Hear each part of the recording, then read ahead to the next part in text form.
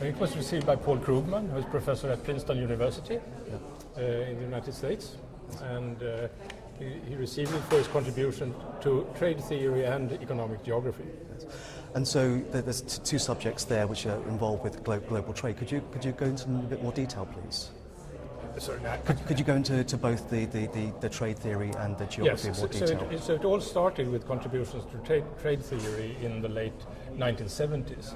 And traditional trade theory, which goes back to the work by the Swedes Eli Heckscher and Bertil Ohlin, explains why countries trade with each other because they're different. They have different factor proportions, as the theory says, so different endowments of capital and labor.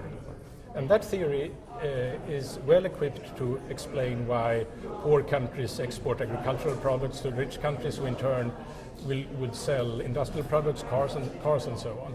But if you look closely at trade patterns, it turns out that most of world trade is between the industrial countries at with similar levels of technology, with similar access to capital and labor, and they exchange more or less similar goods with each other. Yes. And the contribution of Paul Krugman was to help understand why that is so.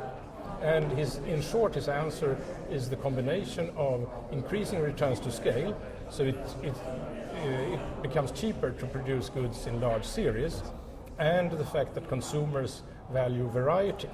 So you want Levi's jeans, and I prefer Calvin Klein, yes, for instance.